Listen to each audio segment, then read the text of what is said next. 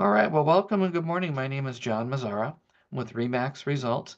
I've been selling homes since 1986, over 1,200 all across the metro area. So I have lots of information to share. I want to give you whatever you came here for today. We are going to cover a format via a PowerPoint presentation, and I'm going to go ahead and share my screen, and we're going to go ahead and do that.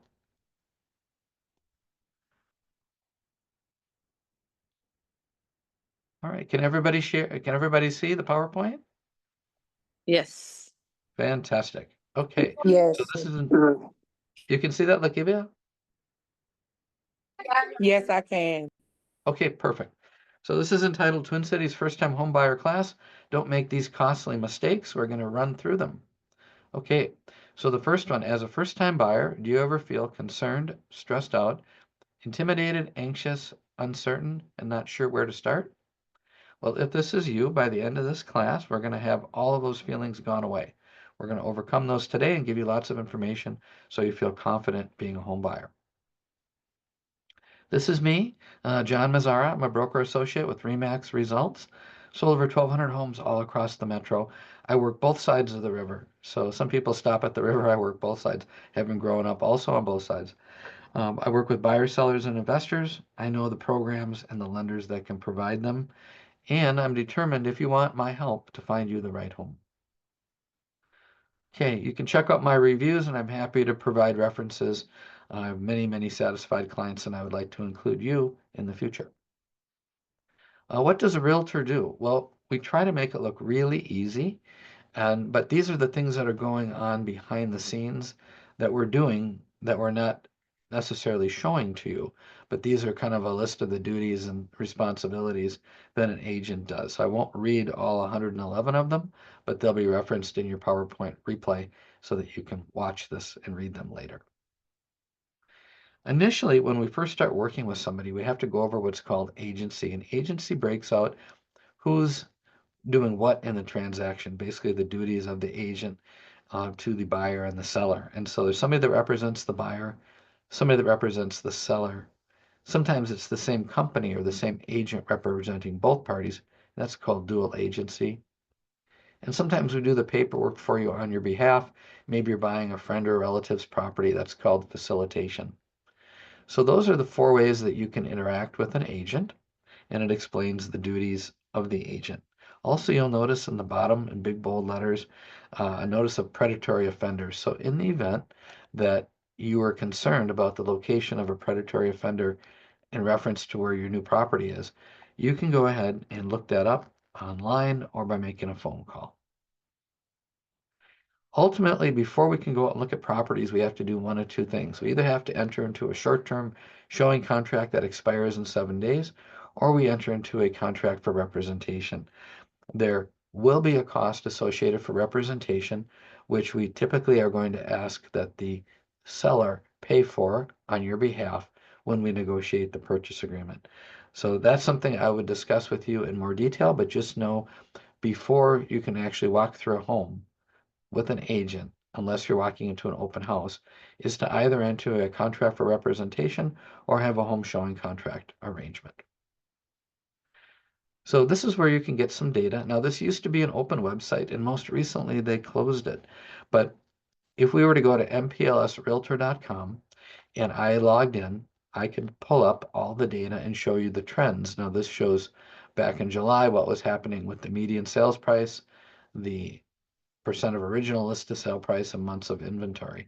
So this is just representative of a year-over-year comparison and then a 12-month rolling. I can do this always 1 month previous because the data has to have happened for the data to be calculated. And I can do it macro or micro.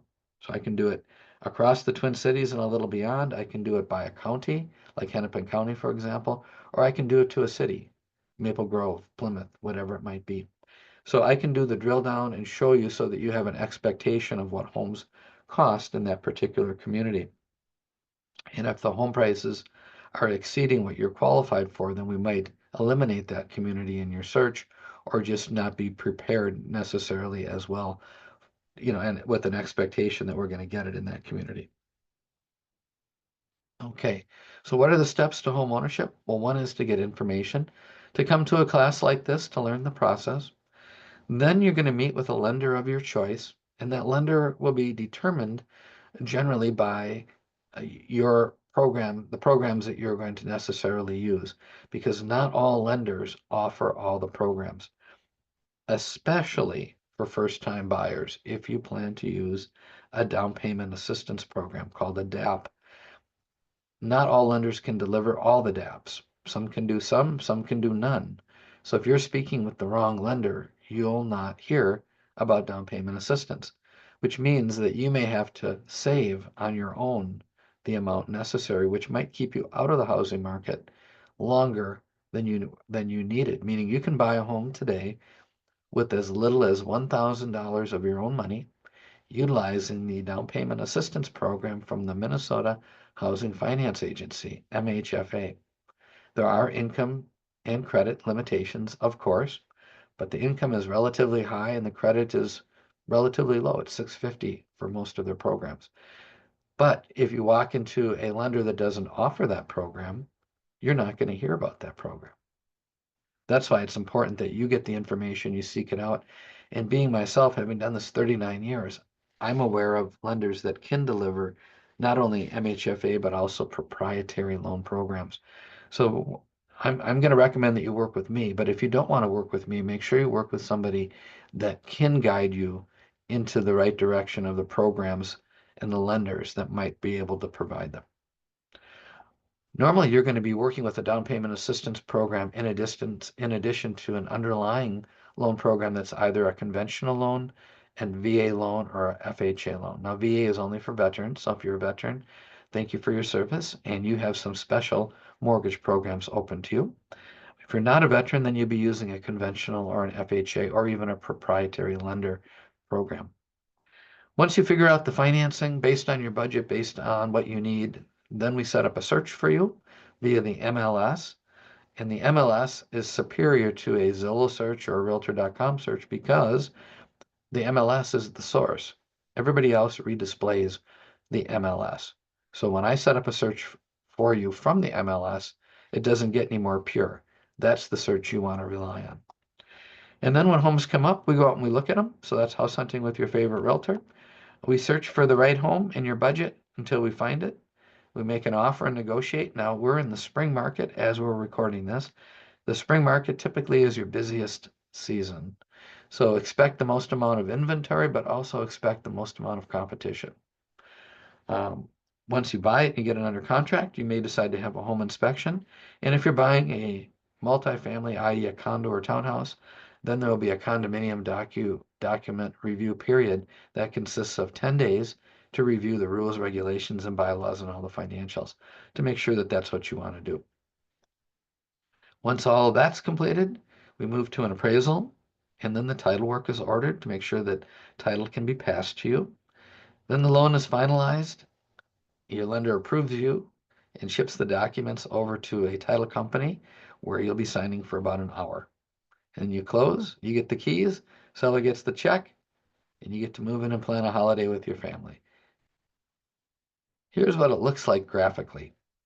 We're at the top today. We're getting educated. We're getting information so we can make the right choices. You're going to figure out your budget. Now, you may be qualified for more than you want to spend. And that's great. What I would encourage you to do is to get qualified, excuse me, for the maximum amount, and then you don't have to spend it. But it gives you the ability to spend it rather than to have to go back through underwriting.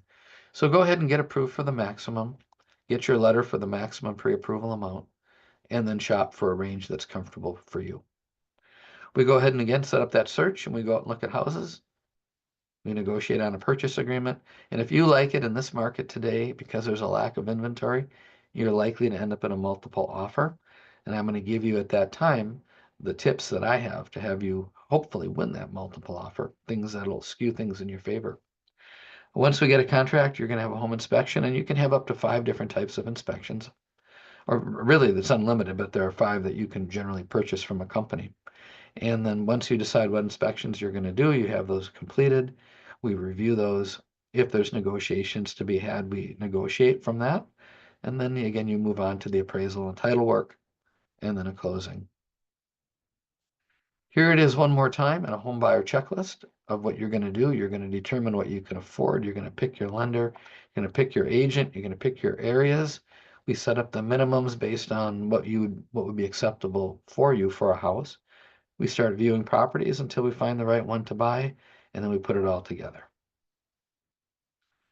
So mistake number one in that process is ignoring first-time buyer incentive programs that are offered by the state, the city, and the county. Now, I mentioned earlier that generally these programs are providing the down payment and the closing costs, so it works in conjunction with a standard conventional loan or an FHA loan. Conventional loans are issued or underwritten, if you will, by the guidelines of Freddie Mac and Fannie Mae, which are government-sponsored enterprises, quasi-government agencies, and these are the conventional loans over here. FHA is a government-insured loan. In general, a first-time buyer is somebody that hasn't owned a home in the last 3 years. So if you owned a home in the past and it's been over 3 years, you're now a first-time buyer.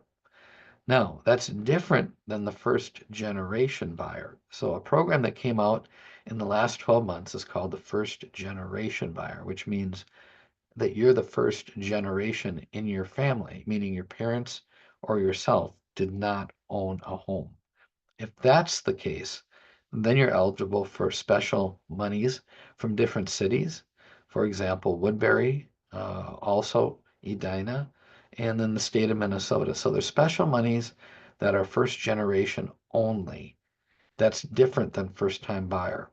And some of those programs can be stacked, meaning you can be a first time buyer and a first generation buyer. So some of these things are stackable. Okay, if you are going to participate in almost every first-time buyer program, they will direct you to their own specific class. So it's not this class. Unfortunately, this will just provide you lots of great education, but it won't qualify for your certificate. Typically, it's an 8-hour class. It's an online or in person. You learn how to be a homeowner. They want you to be successful. It takes about 8 hours. If you're doing it online, you can come and go. If you're doing it in person, it's usually split up, during 4-hour sessions on a Saturday. First-time buyer, again, program can be specific to your city, county, or statewide. So I mentioned earlier the Minnesota Housing Finance Agency, MHFA. That one works across the state. So we don't have to worry about Hennepin County or Ramsey County or Washington County. It's across the state. All programs have income caps, meaning you can't earn too much or you have to earn under the area median income. So some of them are meant to encourage individuals to buy homes that normally couldn't because their income is below the area median income. Some of them will put a cap and sometimes relatively high, like up to $150,000. So don't just assume that you make too much or too little, because there's probably a program out there. Now, that program may not be in the area that you want to live, but there's probably a program out there. All things are dependent on your credit score, because you can have the desire, but if you don't have the ability and the past history showing that you're able to make payments, they're not going to lend you money. So credit is very important when buying a house. The good news is if you're not credit ready today, we can get you ready within a couple years if you start to do the things that are necessary to build credit, to build positive credit. Some of these first-time buyer programs are forgivable, which means after a period of years, you don't owe anything. Some of them are deferred, meaning you don't make any payments until you sell the house, and then you pay it with or without accumulated interest. So it can be a loan, it can be a grant, but just know that these programs exist, and in my 39 years, I've never seen more of them. Here's an example, a fictional example of a gal named Anita that wanted to buy a home using MHFA as her down payment assistance program. The home purchase price is $250. Using a 3% down conventional loan, she would need $7,500, and closing costs would come in right around $6,200. So in total, she's going to need just under $14,000. And she might not have 14. So how is she going to buy this house? It may look insurmountable, but it actually isn't, because all she needs is 1,000 of her own money, and she can borrow from MHFA the other 12,750. So she has two loans, one for 242.5, one for 12,750. She's only into it for $1,000 and she has two house payments. Now, I'd mentioned the down payment assistance programs that are available across counties and the state, but some lenders have their own programs in addition. So one of those is the Dream Plan Home. So this is my wife, Patty, and she works at Wells Fargo, and they have a proprietary program called Dream Plan Home where you can get a one-time up to $5,000 credit towards your closing costs. So it depends on the purchase price, whether or not you get the full 5,000, the greater the purchase, the larger the closing cost credit. And that can be combined sometimes with some of the city or county programs, not all of them, but some of them. So Dream Plan Home is available, but only through Wells Fargo because it's their program. The city of Edina has a program. Now, right now, this program is suspended, but it will be funded again. It's been going since the 80s. Right now, they're not turning over the money quick enough to replenish the kitty, meaning enough people aren't selling and refinancing, so they have more loans out than they have available funds that they want to lend. So I just completed one of these with a client about a month ago, right before they suspended, and he got $62,000. He got 25% of his purchase price in the form of a deferred second mortgage. So he'll make payments when he sells the house, and he'll pay either the lesser of 5% simple interest or 25% of the value of his profit, whichever is less. So it's a great program. So don't just assume, for example, that Edina is out of your budget because homes in Edina tend to be more expensive than other areas of the city. You can make over $150,000 under the Edina program. And you can see they also have a first generation program of another $20,000 forgivable loan. So Edina is trying to make homeownership very affordable for people that otherwise might think that they can't or can't afford to live here. So just to let you know, we can do some digging. This is a great program. It's not available with all lenders, but I have lenders that are able to do this. I'd referenced the Minnesota Housing Finance Agency, and this is their program where they're actually reducing this from $18,000, but it's like 16 now. But you can get money from the state of Minnesota through MHFA through one of their lenders. So again, they don't actually issue the loans. You work through a mortgage company that utilizes their money. And not all lenders are eligible to do this loan. That's why if you need that, want that, we need to get you with the right lender that can do that for you.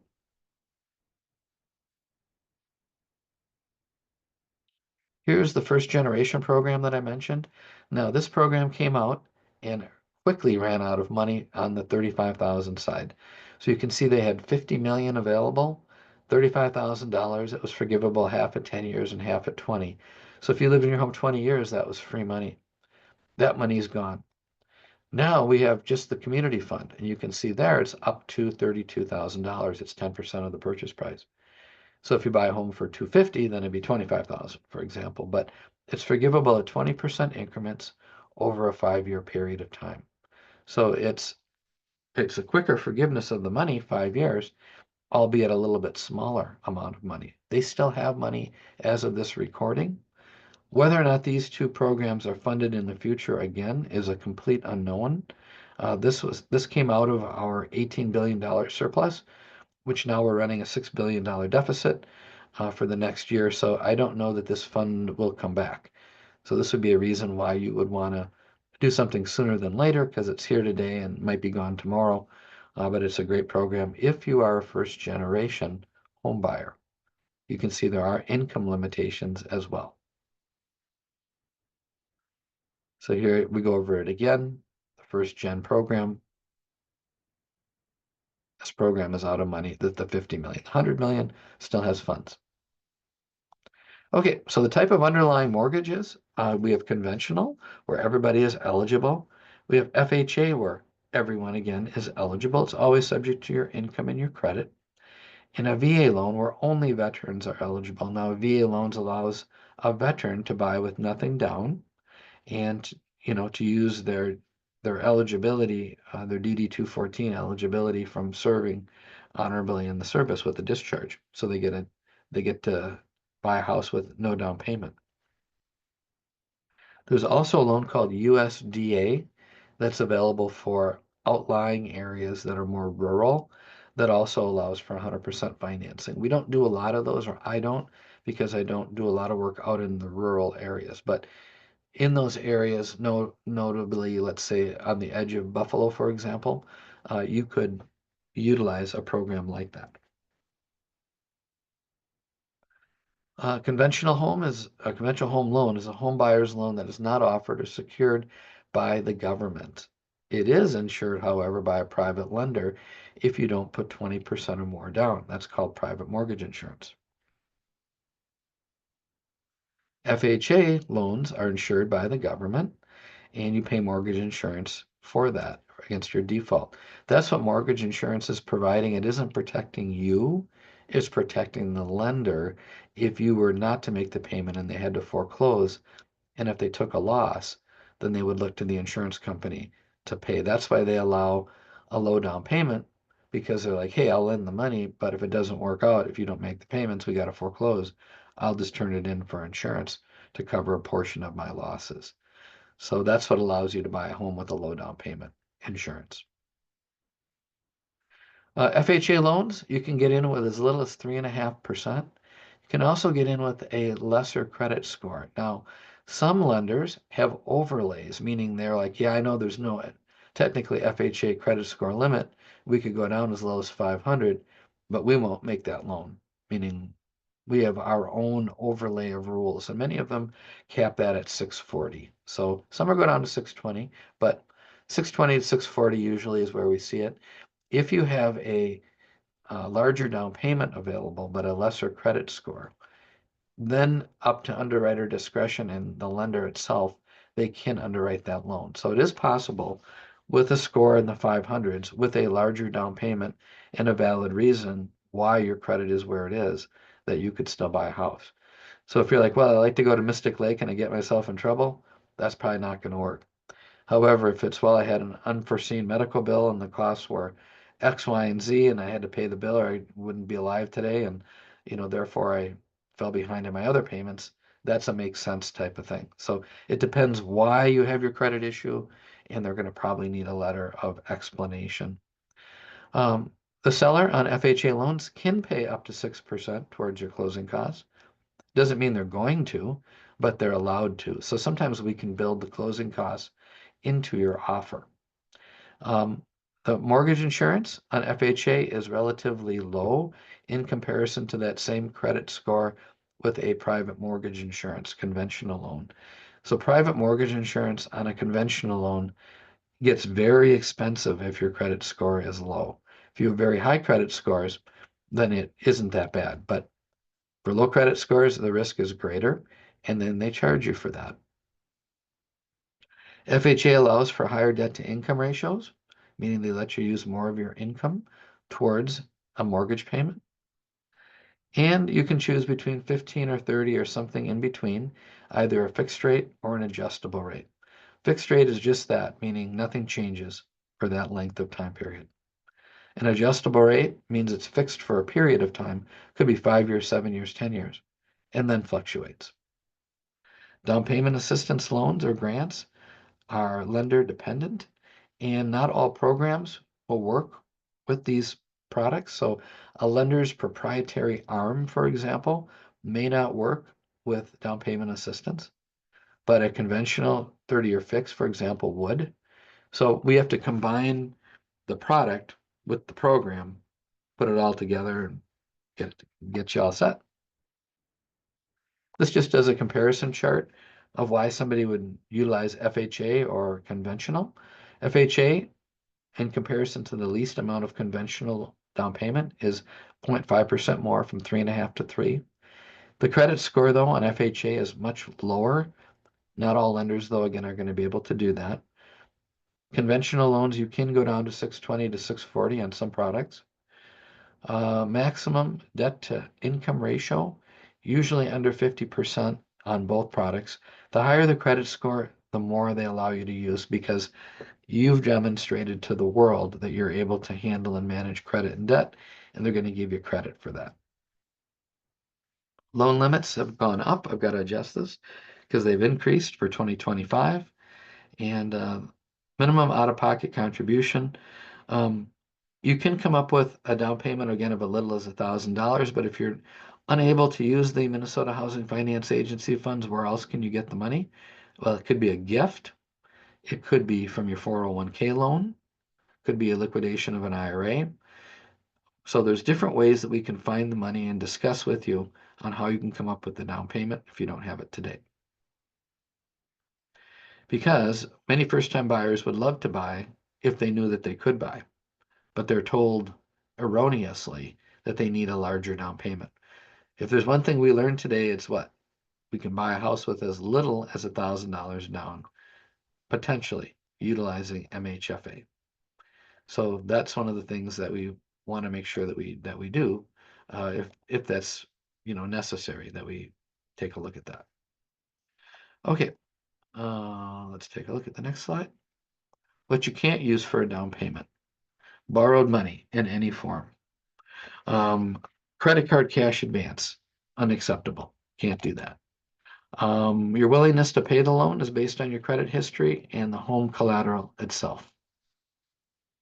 So just know that. Okay, 5-minute Q&A. I'm going to stop the share for a second here. Any questions, anybody? I got one for you.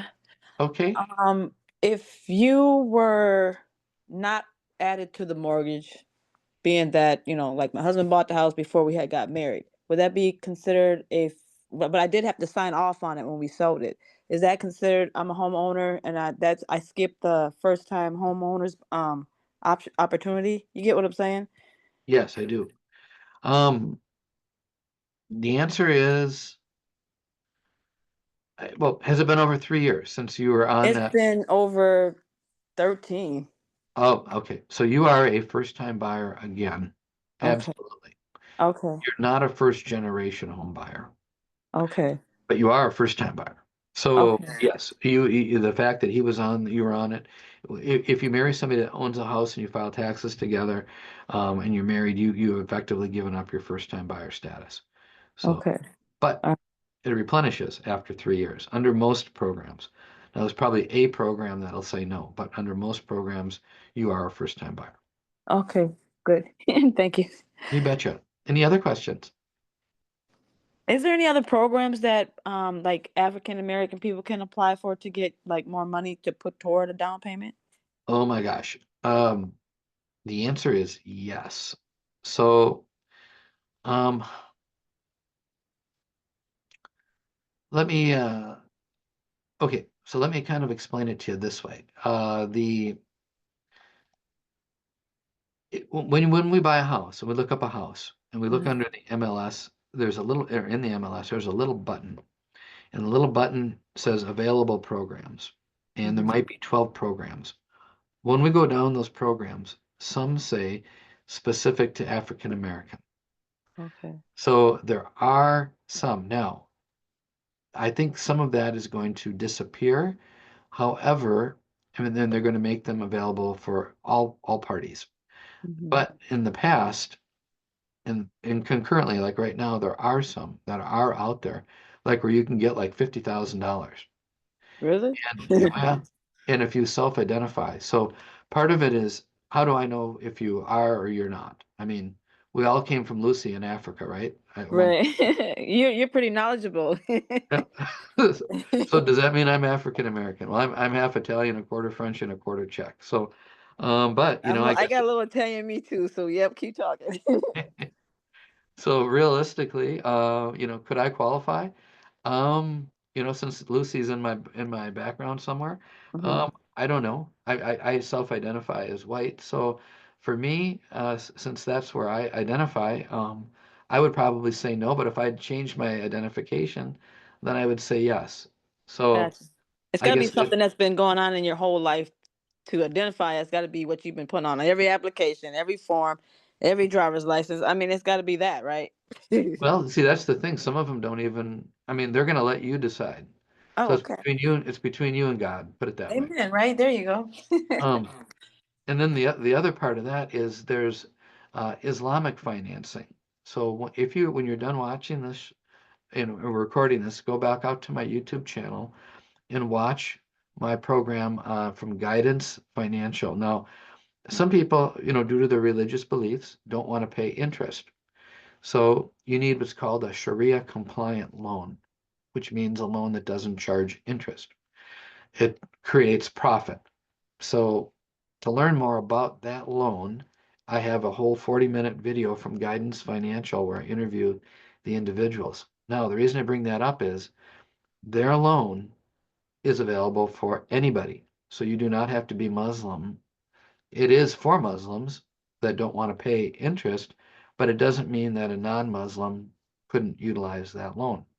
Now, if you utilize that loan, there's another $50,000 program that's only available for people using non-interest bearing loans, i.e. the Islamic financing. Hmm. So if you didn't, you'd have to identify, you could identify as white, go over to Guidance Financial and make application for that loan, and you'd be eligible for the 50 in addition, depending on your income and credit. But Right. there's another block of money that's only for that. So, there's, 12 different ways to skin the cat, if you will. It depends on, how comfortable you are doing different things. I'm not saying that you're misleading or misguiding anybody, especially with the Islamic financing, because you're not having to self-identify. You're just Oh, getting your good. loan from that particular type of loan. So That's beautiful. yeah, so that's something a lot of people don't know about, and they think, well, I'm not Islamic, so I can't do it. Absolutely false. You can do it if you want to do it, and then that opens up another 50 for you. So Beautiful. something to consider. Yes, sir. Yeah. So that's why, if I was to work with you, I know about all these programs. You can watch and learn about them from my YouTube channel, but I'm going to guide you to the right lender where you can get these programs so Yeah. that you can get the money. If Can you that's kindly email that video to me? I'd like to watch that. yes. So I have a YouTube channel, Okay. and all you have to do is go to YouTube and type in my name, or go to youtube.com/, the @ symbol, Minneapolis St. Paul Homes. And what you'll find is where I interview guidance on Islamic financing. And the Okay. video is there. What it won't talk about is the extra 50 that I referenced. That money is available, and we can find it in the MLS under the down payment assistance button associated with individual houses. So one of the things that we can do is, like, let's say you said I want to be in Plymouth. So I would go out with you once we kind of figured out what the range you were. I would go out, we would set up your search, and I would click on some of the homes, and I would say, you see this? This program here, or this house qualifies for this program. This program is available with lender X. Do you want to go with lender X to see if you can get that money? And if you said yes, I think that's the program and it looks like I fit the criteria, that's what I want to do, then I'm going to say, well, that's, I think, where we should get you pre-approved so that we can utilize that money if that's what you want to Exactly. do. So that's why, I want to be your guide. I want to help you with that, but you can learn more about that program itself over on my YouTube channel. Oh, that's awesome. Thank you. You betcha. Mm-hmm. All right. Well, with that, let's go on. We'll have more questions at our next break. Yes. Okay. So mistake number 2, not getting pre-approved before you view homes. Okay. I won't even take you out looking for a home. I'll sit down with you, but I won't meet you at a property and show you a property until I know that you can get a mortgage. So I want to make sure that you can do it. You want to make sure you can do it.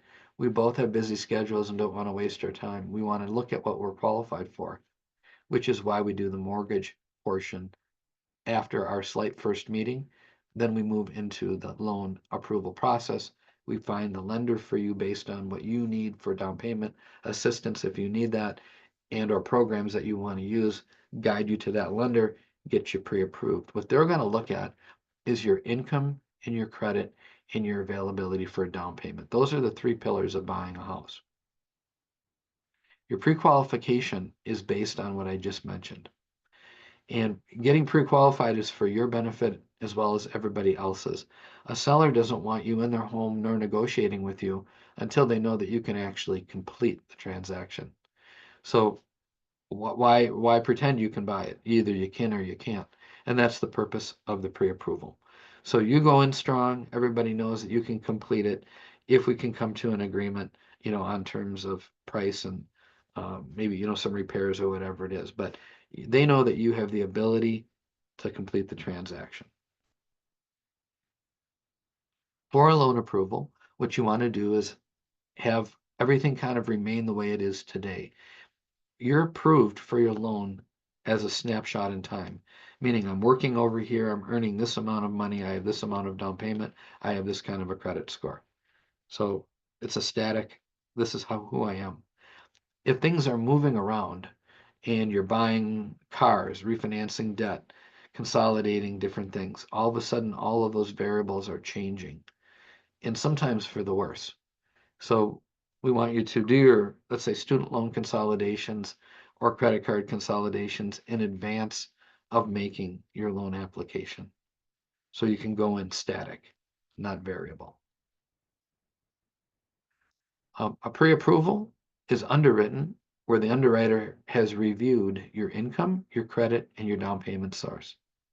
Takes a couple weeks, but when you come out of that, you've eliminated a couple weeks, which means you're that much closer to a closing. It also eliminates the guesswork. I wonder if, well, that wonder if is no longer a wonder. You're approved subject to finding a property. Now we can do something called an automated approval. Automated means it's garbage in, garbage out, put it into the computer, hope it works. Later it'll be verified. So it's trust but verify. They'll put it in, they'll trust you on it, but before they'll give you the money, they're going to verify everything. As long as everything is verified as you put it in, we're solid. But if something changes or you inputted something incorrectly, then your approval doesn't work. So a pre-approval that's underwritten is much stronger than a general pre-approval where you're not underwritten. So I'm going to encourage you, to the extent that the lender will do it, to do a full underwritten approval. Not all lenders have that capacity. The first-time buyer programs don't underwrite in advance. So those we have to make sure we fit the guidelines, but we can't get underwritten towards those.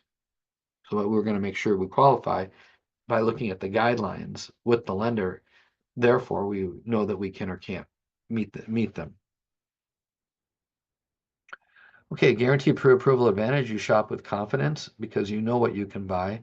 Your criteria when I set up the search is based on what you can buy and what you want to spend. So maybe you can afford $3,000 a month, but you don't want to spend it. You want to spend $2,000. Then we start our search at 2. If we're unable to find what you want it to, then we can always raise it, knowing that you have the ability to go up to 3. A guaranteed pre-approval makes your offer stronger.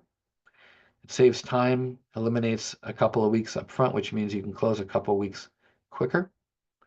And there are no or fewer surprises. Nobody likes surprises in the mortgage home buying business because we don't want the deal to go south. We want it to be intact and we want everybody to have a painless experience.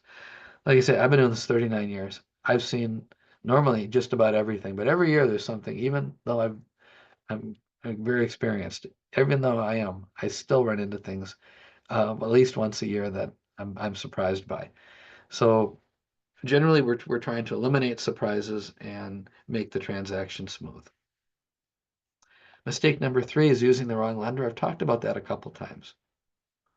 So if you work with a bank or a credit union that doesn't have access to the down payment assistance program that you want to use, then you're not going to hear about it. If you work with an agent that doesn't have multiple lenders and resources, you're not going to hear about it. So working with the right people means you're going to hear about it.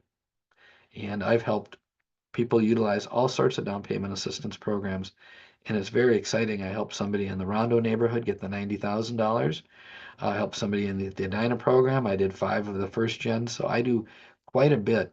And then I worked with Wells over with Patty with the Dream Plan Home. So I work with all sorts of lenders on all sorts of down payment assistance programs. If you don't need it, that's fine. But if you do need it, I can direct you to the right lenders that can help you. It's all about finding the right situation for you. And that's where I consider myself a very good counselor. I want to make sure that you do the right thing, and I want to give you the options, and whatever works for you works for me.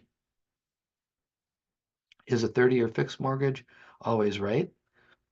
What about an adjustable rate mortgage? Is that better? Well, the answer is there is no answer. It depends on your situation. And that's why counseling is important, because once you know your options, then you can pick the right choice. Many people don't know that they have options, and they do. What is a rehab loan? So let's say you find the perfect property, but it's just not, you know, it's perfect in the sense of it's close to work, close to friends, close to family, but it has the, a terribly outdated bathroom or outdated kitchen, or the furnace and air conditioning need replacement. There are rehab loans that you can utilize where you can borrow the money to make those repairs or rehab. And normally the work has to be done within 60 days of closing. Now, there are some that allow for a longer period, but I guess what I'm referencing here is perfect home, perfect location, but not perfect in the sense that it needs some work. There are rehab loans that allow you to borrow the money to make that work possible. Buying directly from a builder is mistake number 4 without realtor representation. So when we set up a search for you, we show you in your search all of the builds that are built by builders. So whether it's the Lennars, the D.R. Hortons, the Pulte's, the M&I's, the David Weekley's, Capstone, I mean, I could go on and on with the different lenders or the different builders. We can represent you in those transactions. What the builders need and want us to do is to walk you into that property on the first visit. So don't get the list of homes from us and then drive over there. Get the list of homes from us and then say, John, I want to go see that new construction built by that builder, and we will take you there and register you. That's just a requirement. They want us there so they know that we were the ones that helped facilitate, if you will, that transaction and brought it about by creating that search for you. What they don't want is you driving around on a weekend signing up for a house. You walked into the builders and then you call up your agent and you said, hey, I bought a house. And the agent's like, well, I want to get involved. They don't want that. They want it the other way. They want the realtor involved up front. So the cost to you is the same. The builder pays the compensation on your behalf. So if we have a buyer agreement and you've agreed to pay a certain amount, that is offset or completely offset by what the builder is willing to pay. So we can show it to you if it's in the MLS. And as of the recording of this time, all builders that I'm showing you are able to work with us. What an agent can do, if they're knowledgeable, is help you with selections of the plans, the area within the development, and possibly the color selections. So it won't cost you any more to have us represent you. And who does the builder work? Who does the builder rep work for? The builder. So I think you want somebody on your side of the table, especially if the builder is going to pay the cost associated with that. So number 5, mistake, skipping a home inspection when it might and might not make sense. Okay, well, I will never tell you to skip one. However, an inspection does create a contingency. So if you buy a house with an inspection, it's a contingent offer on that inspection. And if you decide for whatever reason, even if the house is perfect, based on your inspection that you don't want to buy it, you can walk away. So that's what a contingency creates, the ability to walk away. So if I'm in a multiple offer, your offer has an inspection and the other offer doesn't. If I'm a seller, all things being equal or even close, I might take the one without the inspection. So know that your offer is viewed slightly lesser in a multiple because of the contingency factor associated with an inspection. The risk, though, of skipping a home inspection is great, meaning you purchase a home unaware of issues. So if there was something wrong with that house, it's your problem now because you didn't have an inspection. So that's what you're giving up. You're giving up some leverage, and unless you're very knowledgeable about houses, you could be putting yourself in a, a bad situation by taking on problems that you could have either negotiated from or walked away from. So when you accept a home without a home inspection, unless the seller was intentionally withholding information, you've accepted it effectively as is. Now, if they knew of something and they didn't tell you, that's another story.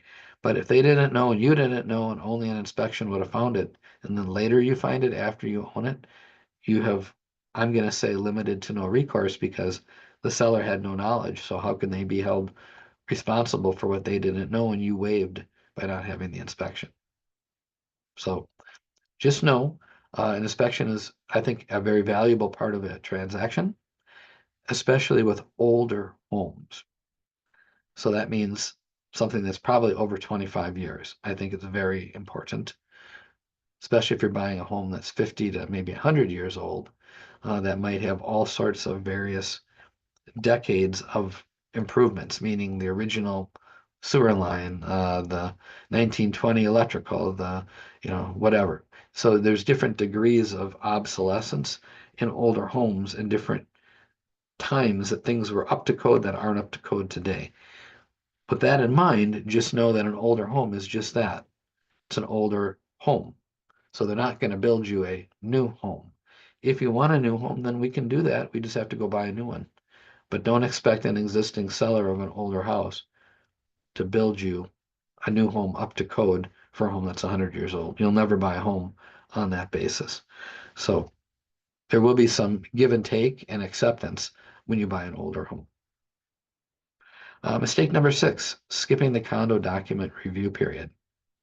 Now you're given 10 days from the receipt of the rules, regulations, bylaws, financials, and a resale disclosure certificate. And your 10 days don't start until you've received all of those items. You can go to the Attorney General's website and you can download their rules. It's about a 4-page rule publication on buying condos or townhouses. There are other publications that you might find at that website that are also very useful. You can shorten the timeline from 10 days to 3 by mutual agreement. It's not normally done unless the seller wants to go buy another home and you're holding them up by utilizing that full 10 days. And it may not take you 10 days. You might be able to read all the documents and get your questions answered in 3. And if you can, it might be a nice accommodation for the seller so they can move on to their next home to give them what they're asking. Here's what the publication looks like from the Attorney General's office.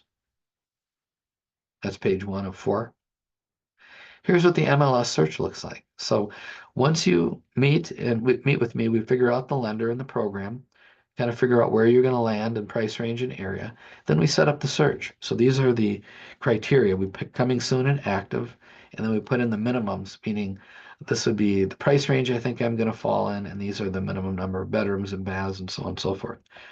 Down here, we check either single family only or single family in condos and townhouses or just condos and townhouses.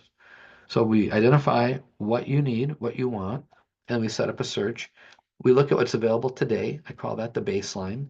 And then we look at what's available on a day-to-day basis. So if we didn't find anything in the initial screen, we wait and have it set up so that you're delivered new listings daily.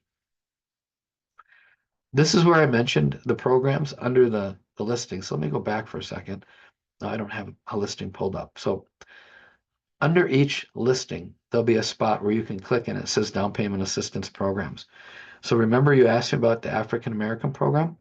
So if we were to go down this 18, which I only have the first screenshot, but under this, we would find that program.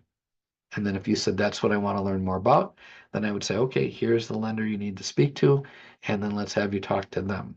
So this is all identifiable, all the programs that might work for you under each listing. So it's really a nice program built right into the MLS. Resources that I have for you, I have a first-time home buyer book. Now, if I meet with you in person, I will be happy to give you this book. Otherwise, you can read the flip book online, and this is where you would go register and then read the flip book. This is what we cover in the book. Everything that you need. And I also have the case for home ownership, why the best time to buy is yesterday.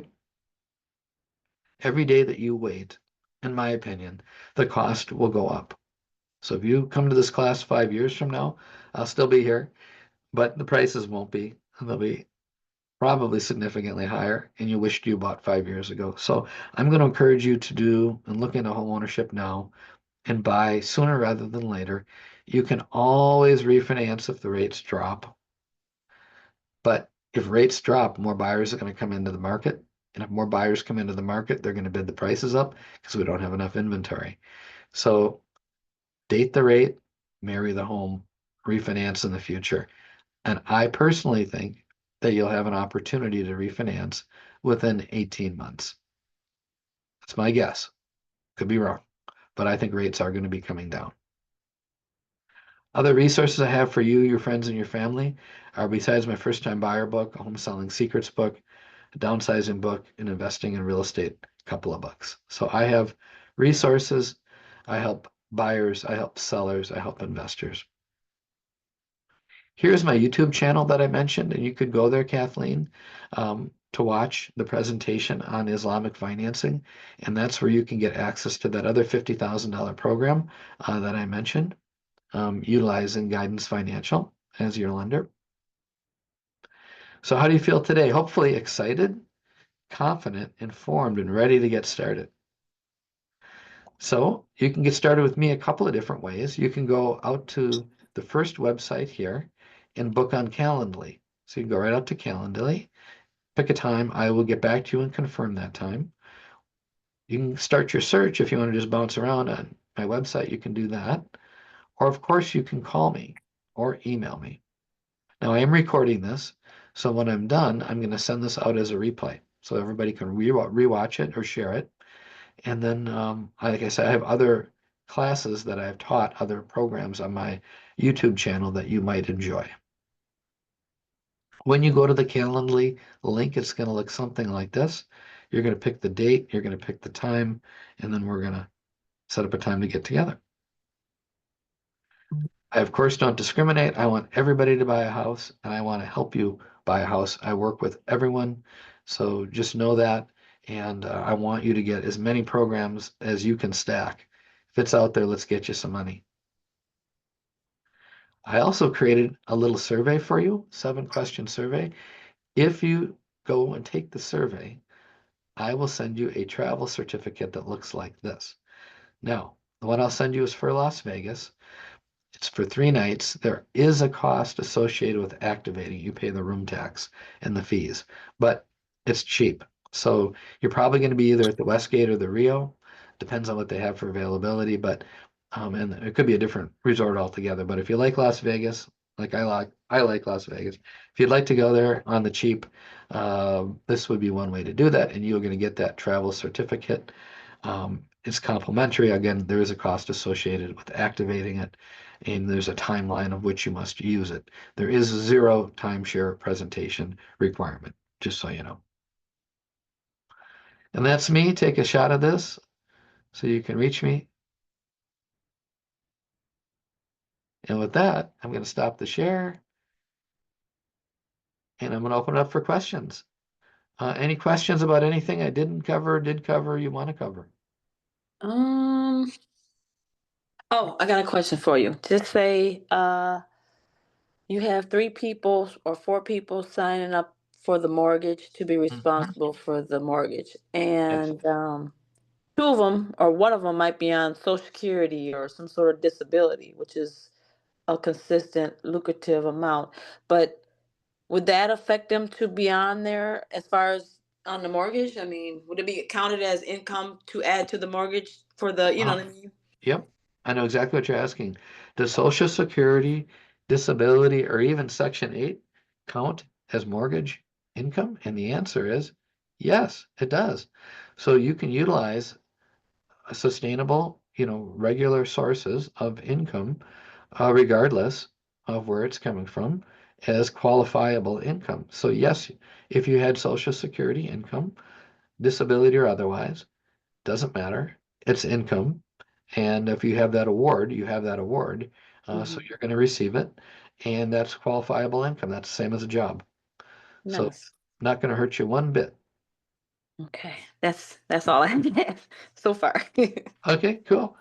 Lakivia, any questions that you want me to No, for you? you actually answered the question. I was just about to ask the same question. Yeah. No, everything is really based on credit. So hopefully credit's, strong enough that we can utilize some of the programs. But then it's a function of your income after credit, and usually it's 4 times your income is what you're qualified for. That's just a rule of thumb. I mean, it could be less, could be more, but just take your gross income if you're W-2'd. If you're self-employed, it's going to be your net income. So if you're making 100, but you write off 90 and you only report 10,000 of income, they're going to use 10,000. But if you're W-2'd and you make 100,000, they're going to use the W-2 amount of 100,000. So depends on how you're paid, how you make your living, but Um, I got a question for you. yeah. Say that 2 people out of the 4 have good credit, but the other 2 are kind of, but they're not quite at the 5 level, but they're maybe in between. Would that affect it? Yep, I would say they shouldn't go on because they're going to disqualify of Okay, the other gotcha. 2. So they always default to the lowest of the credit score. So if I'm an 850 and you're a 400, if we went on together, they would underwrite at 400. So Oh, wow. which means we wouldn't get a loan. So we don't want to bring on somebody that's has a credit score that's lower than the program allows. So Okay, lower than the program allows. Okay, gotcha. yep. So if you're at 650 and I'm at 850, but 650 is all we need, then you're a positive addition because Okay, I add your income. But if you're not at the minimum of the program eligibility guidelines, then you shouldn't be on that loan. gotcha. Gotcha. Any other questions? Ah. Hmm. No, I think not At this yet. time? All right. Well, you guys know how to reach me. I'm going to send out this recording. I'd love to help you or you and your family get into home ownership. So reach out to me. Let's get something on the schedule and let's make it happen. Let's